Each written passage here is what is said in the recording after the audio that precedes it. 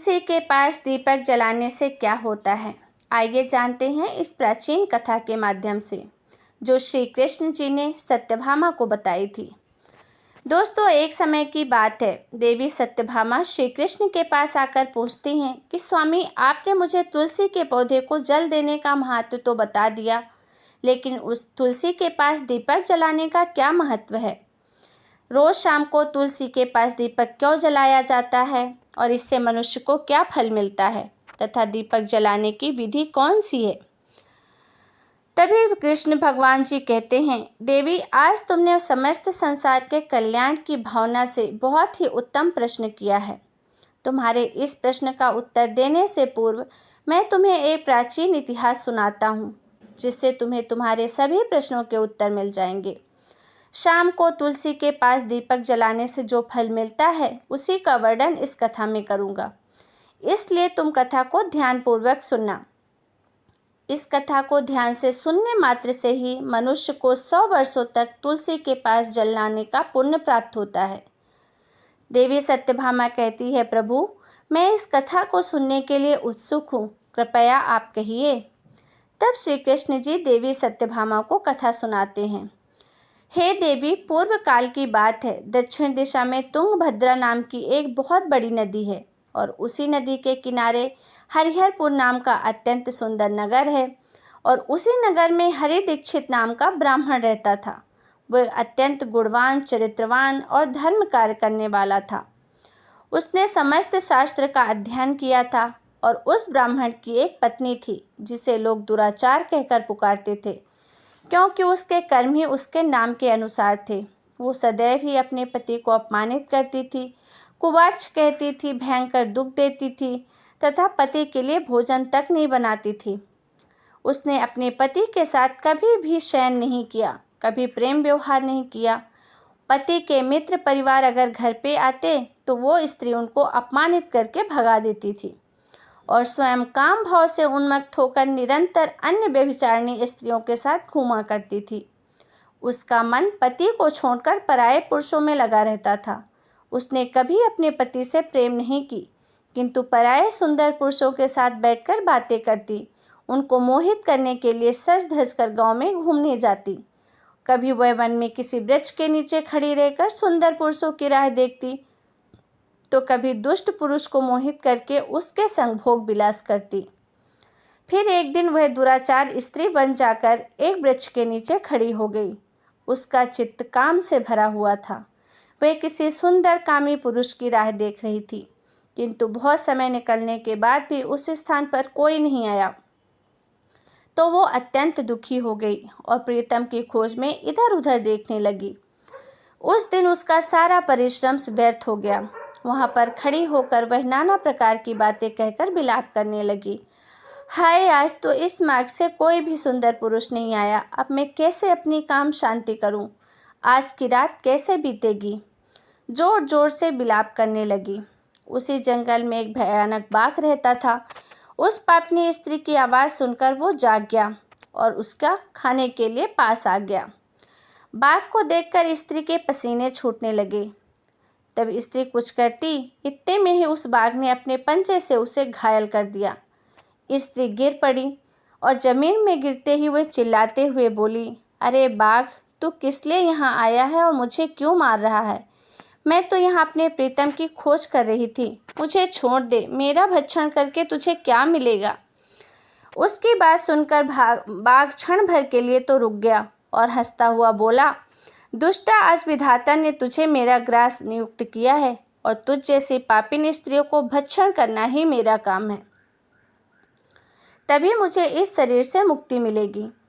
तभी स्त्री बोलती है, बाघ, तुम कौन हो? मुझे अपना सच बताओ। फिर वो बाघ कहने लगा, पापिनी, मैं तुझे मेरे पूर्व जन्म का वृत्तांत सुनाता हूँ। पूर्व काल में दक्षिण देश में मल्लापहा नाम की एक नदी है और उस नदी के तट पर एक मुनि पर्णा नाम की नगरी बसी है। उसी नगरी में मैं निवास करता था। मैं एक ब्राह्मण पुत्र था और नदी किनारे बैठकर यज्ञ आदि करता था। मैंने उस जन्म में अनेक पापियों के लिए यज्ञ किए, उनके घर भोजन किया, धन के लोभ से अनेक पापियों के लिए कार्य किए। जिन वस्तुओं का दान ब्राह्मण को नहीं लेना चाहिए वो भी मैंने लिया और आरण लेने के बहाने दूसरों से धन लेता था, लेकिन कभी वापस नहीं करता था। इस प्रकार से पाप करते हुए मुझे बहुत साल बीत गए और मैं बूढ़ा हो गया। मेरे बाल सफ़ेद हो गए, आंखें सूज गई, लेकिन फिर भी मेरी दान लेने की आदत नहीं गई और मैं पाप करता गया। फिर एक दिन मैं धन के लोभ से नदी किनारे गया और अन्य धूर्त ब्राह्मणों के साथ मिलकर हमने लोगों को ठगा। झूठे मंत्र वचन बोलकर बिना विधि किए ही देवी देवताओं का पूजन किया और बहुत सारा धन दान में लिया। फिर उसी स्थान पर एक बीमार कुत्ते ने मेरे पैर में काट दिया और मैं मूर्छित होकर वहीं मर गया। फिर यम के 2 दूत उस स्थान पर आए और मुझे पकड़कर यमपुरी ले गए। वहाँ पर चित्रगुप्त से मेरे कर्मों का लेखा जोखा निकालने के लिए कहा गया।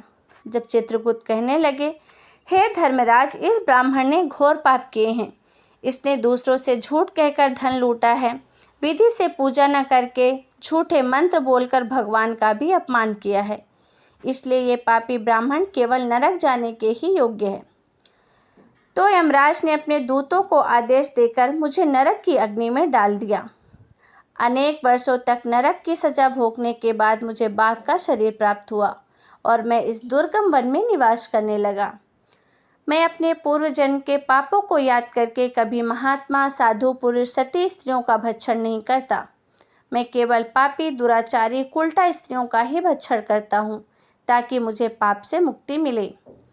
इस प्रकार से उस बाघ ने अपने पूर्व जन्म का वृत्तांत सुना दिया और उस स्त्री से कहने लगा, पापिनी, तेरे आचरण से तू उल्टा दिखाई देती है।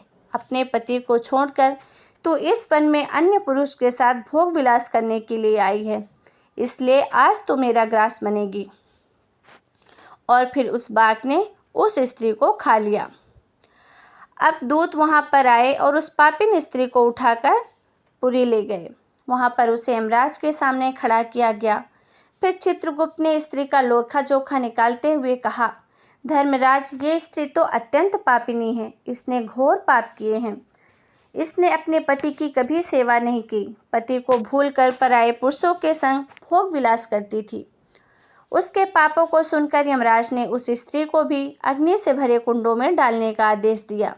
अनेक वर्षों तक उसे उस कुंड में पकाया गया, फिर निकालकर नमक रखर में डाल दिया गया। इससे अनेक वर्षों तक अलग अलग नरकुंडों व महापाप स्त्री पुनः पृथ्वीलोक पर आकर चंडाल रूप में आ गई। चंडाल के घर में जन्म लेकर वह फिर से अनेक पाप करने लगी, व्यभिचार करने लगी, पापी पुरुषों के संग विहार करने लगी। फिर कुछ समय बाद उसके पापों के कारण उसे कोढ़ का रोग हो गया और वह भयानक पीड़ा सहने लगी।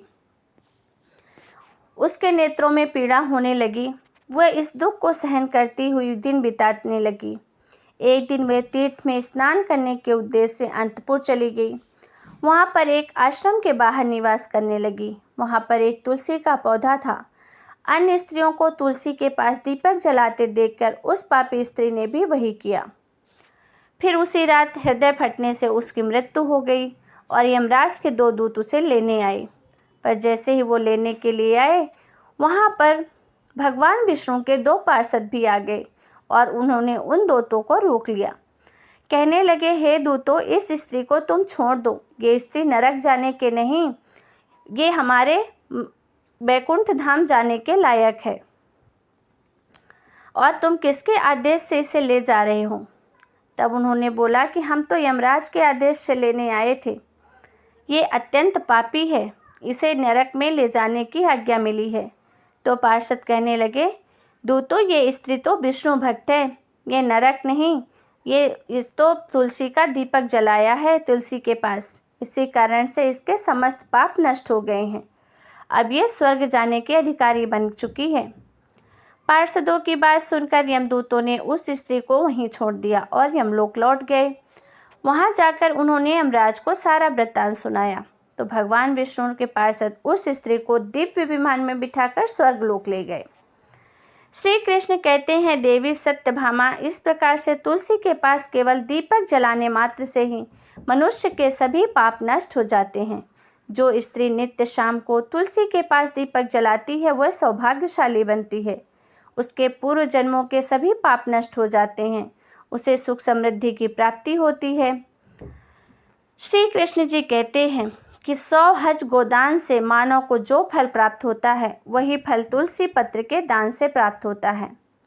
जो मृत्यु के समय अपने मुख में तुलसी पत्र का जलपान करते हैं वह संपूर्ण पापों से मुक्त होकर श्री कृष्ण के धाम जाते हैं।